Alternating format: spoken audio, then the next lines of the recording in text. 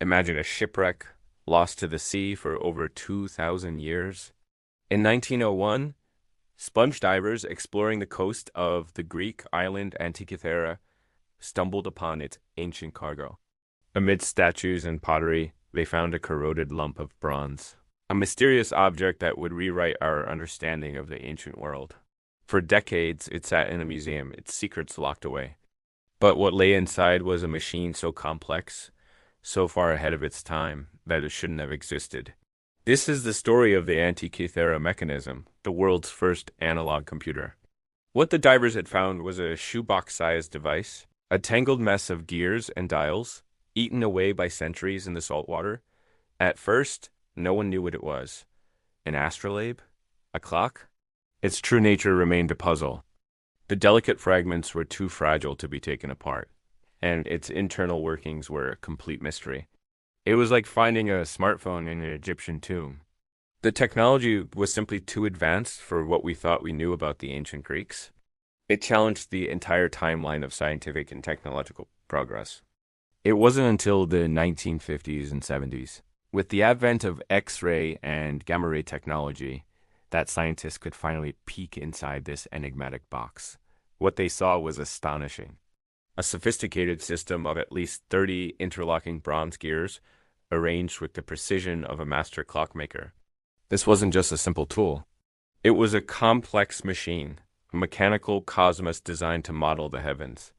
The level of miniaturization and complexity was unparalleled, something that wouldn't be seen again in Europe for over 1,000 years, until the great astronomical clocks of the late Middle Ages. So, what did this incredible device actually do? Through painstaking research and digital reconstruction, we now know the Antikythera mechanism was an incredibly advanced astronomical calculator. By turning a single knob, the user could set the device to any date, past or future.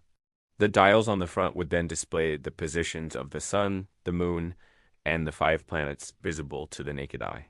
Mercury, Venus, Mars, Jupiter, and Saturn. It showed the phase of the moon and even accounted for its irregular orbit using a brilliant pin and slot mechanism that mimicked the theories of the great astronomer Hipparchus. But it gets even more amazing. The back of the mechanism was just as complex. It featured 2 large spiral dials. One was a calendar, the Metonic cycle, a 19-year cycle used to reconcile the solar and lunar calendars. This was essential for scheduling religious festivals and other important events in the ancient world. The other spiral dial was a Saros cycle, a roughly 18-year period used to predict eclipses, both solar and lunar. The mechanism could tell you not just when an eclipse would likely happen, but even the time of day. It was a complete guide to the cosmos as the Greeks understood it. Think about the genius required to create this. The designers had to translate complex astronomical theories into a physical, mechanical reality. They needed a deep understanding of astronomy, mathematics, and engineering. Every gear tooth was hand-cut with incredible precision.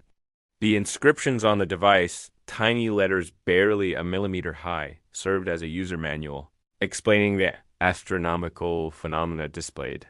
It was the ultimate fusion of science and craftsmanship, a testament to an intellectual heritage we had long underestimated. Who could have built such a thing? The exact origin is still debated, but evidence points to the island of Rhodes, a major center of astronomy and engineering around the 2nd century BC. The legendary astronomer Hipparchus, who developed the theories of lunar motion found in the mechanism, lived and worked on Rhodes. Some even speculate that the workshop of another great mind, Posidonius, was responsible, and that the famous Roman statesman Cicero might have even seen a similar device.